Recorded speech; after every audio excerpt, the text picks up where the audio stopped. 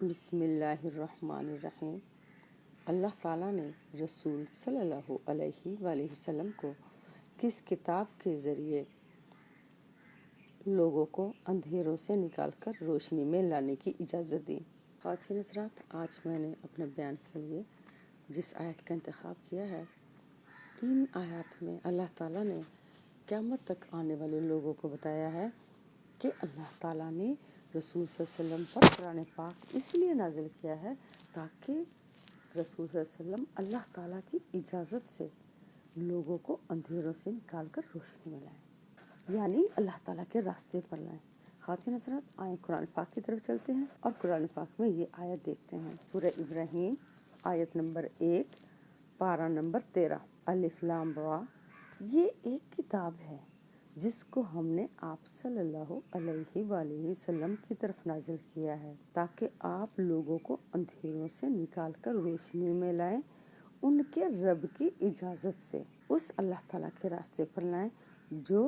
زبردست تعریف کے لائق ہے۔ خواتین حضرات، آپ نے سورہ ابراہیم کی آیت نمبر 1 کا ترجمہ سنا۔ آپ نے دیکھا کہ اس آیت میں اللہ تعالیٰ فرماتے ہیں یہ ایک کتاب ہے جس کو ہم نے آپ صلی اللہ علیہ وسلم کی طرف نازل کیا ہے تاکہ آپ لوگوں کو اندھیروں سے نکال کر روشنی میں لائیں، ان کے رب کی اجازت سے، اس اللہ تعالیٰ کے راستے پر لائیں جو زبردست تعریف کے لائق ہے۔ خواتین حضرات، آپ نے دیکھا کہ اللہ تعالیٰ فرماتے ہیں کہ رسول صلی اللہ علیہ وسلم پر قرآن پاک اس لیے نازل کیا گیا ہے تاکہ آپ لوگوں کو اندھیروں سے نکال کر روشنی میں لائیں، ان کے رب کی اجازت سے، یعنی ہمارے رب نے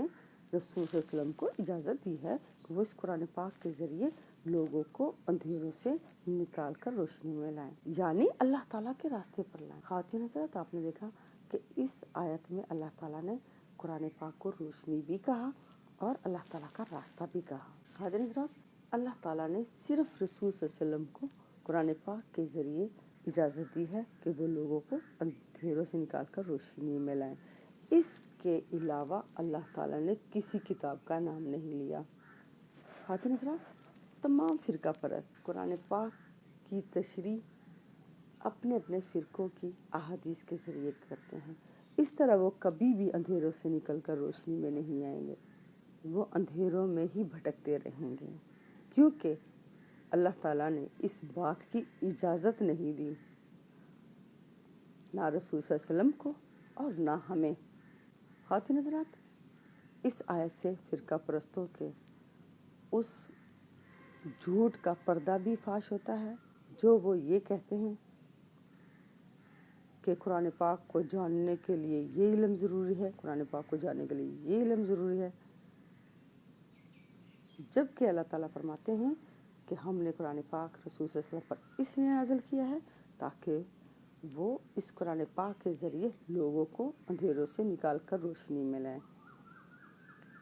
یعنی اللہ تعالیٰ کے راستے پر لائیں